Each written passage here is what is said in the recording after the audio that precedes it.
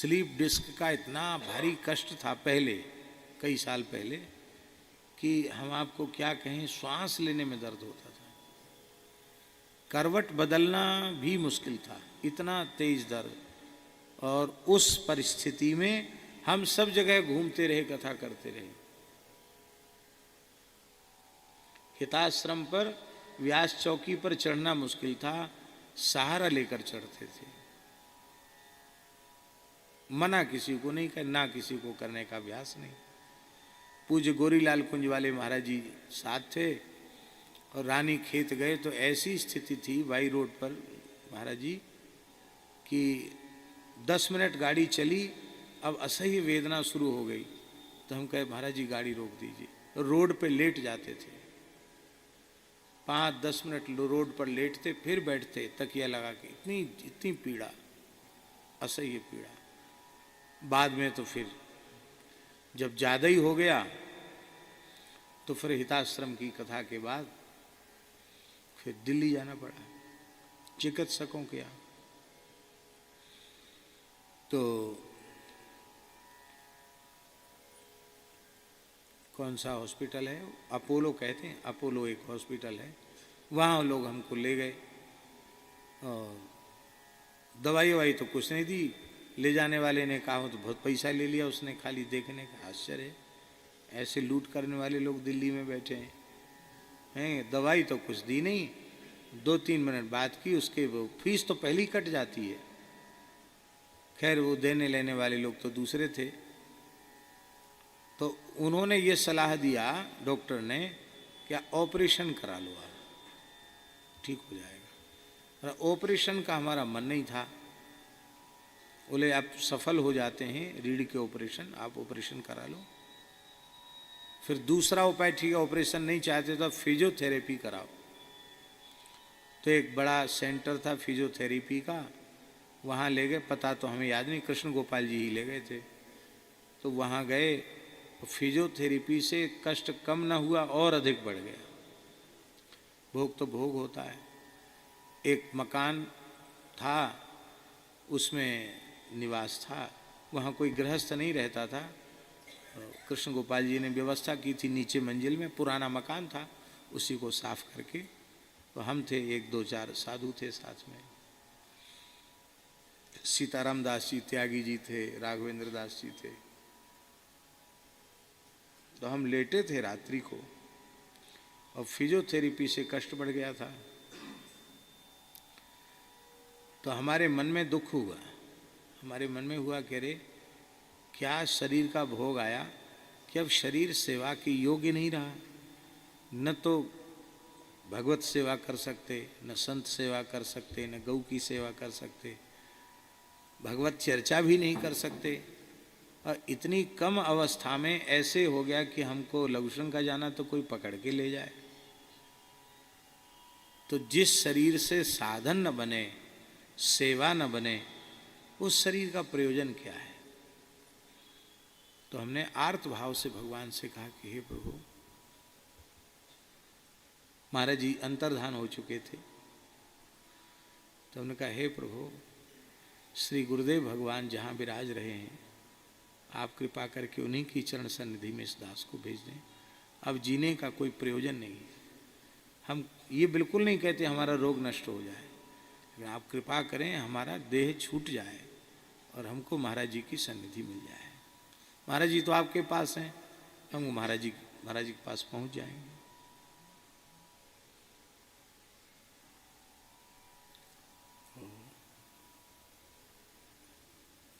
भीतर से दुखी होकर के भगवान से प्रार्थना की, गुरु जी से प्रार्थना की कि गुरु जी अब अपनी सन्निधि प्रदान कराओ।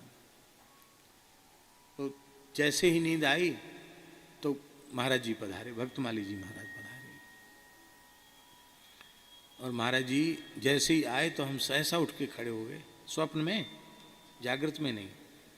और हमने साष्टांग प्रणाम किया। अरे नहीं नहीं पंडित जी, तुम उठो मत, खड़े मत हो, तुमको डॉक्टर ने झुकने को मना किया है, झुको मत, यहीं बैठ जाओ। उनके नहीं, हम चरणों में बैठ गए। महाराज जी चौकी पर बैठ गए और बैठते ही बोले शरणागत को यह अधिकार किसने दे दिया कि हमारा शरीर छूट जाए? ये शब्द था महाराज। जब तनमन प्राण सर्वस्व भगवान के अर्पित कर दिया तो जहां रखें, जैसे रखें, जिस परिस्थिति में रखें, उसमें प्रसन्न रहना चाहिए। ये मरने की प्रार्थना करना, इसका मतलब आपने अपने आप को भगवान को समर्पित नहीं किया। और बोले, हंसकर बोले, देखो तुम कथा कहते हो तो तत्तेनुकंपाम सुसमीक्षमाणा की बड़ी सुंदर व्याख्या करते हो, कुंती जी की स्तुति करते हो तो विपुदा संतुन सस्वत की बड़ी अच्छी व्याख्या करते हो, घंटा भर लगा देते हो। और ये सब व्याख्याएं केवल दूसरे को सुनाने के लिए हैं कि स्वयं को मानने के लिए हैं? कुंती तो वरदान मांग रही है विपत्ति का, तब उनको विपत्ति मिल रही है, और तुम्हें बिना मांगे मिल रहा है, सो तुम कहते हम शरीर छोड़ दें। तो ये तो तुम्हारी बात ठीक नहीं है। हमने कहा महाराज जी दिल्ली कब तक पड़े रहेंगे? नहीं, क्या जरूरत है दिल्ली पड़े रहने की, चले जाओ वृंदावन। कहाँ है दर्द? तो हमने कहा महाराज जी यहाँ है दर्द। ऐसे उलट गए, जैसे ये बैठे हैं, ऐसे बैठे थे महाराज जी, ऐसे बैठे हैं, तो दर्द दिखाने के लिए हम थे, उलट गए। महाराज गुरु जी की तरफ पीठ कर दिया। महाराज जी ने अपना दाहिना चरण उठाया और ऐसे जहाँ दर्द था वहाँ ऐसे लगाया, यहीं दर्द है ना? हमने कहा हाँ महाराज जी यहीं दर्द है। तो ठीक है, अब कोई बात नहीं, वृंदावन चले जाओ। तो स्वप्न टूट गया। स्वप्न टूटा तो हमने क्या देखा कि हम चौकी से उतर के बैठे हैं नीचे, हम सो नहीं रहे हैं।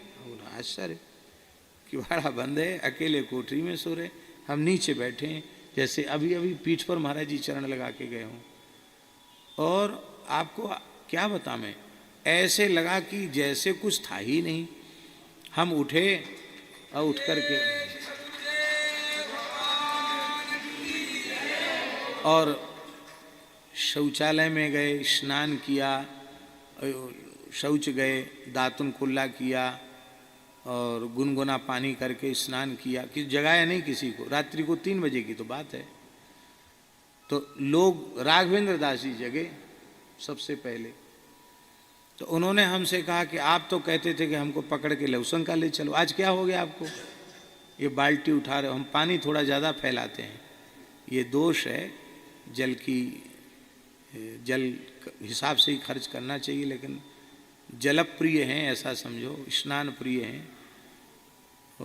अभी जो अब की बार जो कुछ कफ वृद्धि हुई उसमें भी हम ही कारण है, क्योंकि चित्रकूट उनकी आज्ञा हुई थी जगत गुरु जी की, तो गए आए और फिर उसी दिन चंद्र ग्रहण था, तो चंद्र सरोवर पर बैठे रहे और फिर 2:30 बजे रात को उसमें खूब गोता लगा के स्नान किया, वहीं बैठ कर के जो कुछ भगवत स्मरण करते रहे। एक लोग मन में ये भी रहता कि हम यदि लेट गए तो ये तो लोग तो पास में रहने वाले तो कहने से भी नहीं करते हैं, पर कम से कम किसी भी बहाने से हम बैठ जाएंगे तो उसके सहारे 10-20 लोग और बैठ जाएंगे, ऐसा मन में भाव रहता है। इसी भाव से हम बैठ गए। अब स्नान किया और उस ऐसी सर्दी बैठी कि बस वो फिर बैठते चलेगी, वो बिगड़ती चलेगी, विश्राम हुआ नहीं। ऐसा तो हमने उनको नहीं बताया, राघवेंद्र दास जी को नहीं बताया कि ऐसा स्वप्न हुआ। हमने कहा नहीं, आज हमें बहुत आराम है, लगता है कि अब ज़्यादा कुछ कष्ट नहीं है और हम तो जाएंगे, वृंदावन जाएंगे। दूसरे दिन वृंदावन आ गए। बाद में फिर पथमेड़ा में चिकित्सा हुई, लेकिन वो जो भयंकर पीड़ा थी, सूजन थी, कष्ट थी, वो चला गया। तो कहने का आशय ये है कि गोस्वामी जी कहते हैं, जय जय जय हनुमान गुसाई, कृपा करो गुरुदेव की नाई। उनको कहना चाहिए कि जय जय जय हनुमान गुसाई, कृपा करो रघुनाथ की नाई, ऐसे कहना चाहिए हैं। पर राम जी के जैसी कृपा नहीं, हनुमान जी से कहते जय जय जय हनुमान गुसाई, कृपा करो गुरुदेव की नाई। इसका मतलब है कि यद्यपि हमारी श्री जी कृपामयी करुणामयी हैं, और श्री ठाकुर जी कृपा के साक्षात स्वरूप हैं। विनय पत्रिका में गोस्वामी जी ने कहा, प्रभु मूर्ति कृपामयी है, भगवान का स्वरूप ही कृपामय है। लेकिन हमको लगता है कि सद्गुरु भगवान की जो कृपा है वो युगल की कृपा से भी कुछ आगे बढ़कर कृपा है।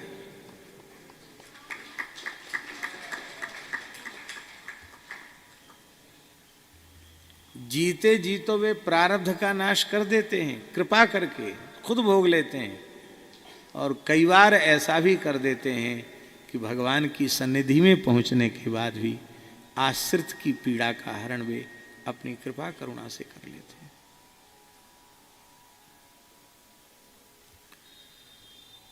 लाख करोड़ जन्म में भी सदगुरु की कृपा से हम लोग ऋणी पूर्ण हो नहीं सकते।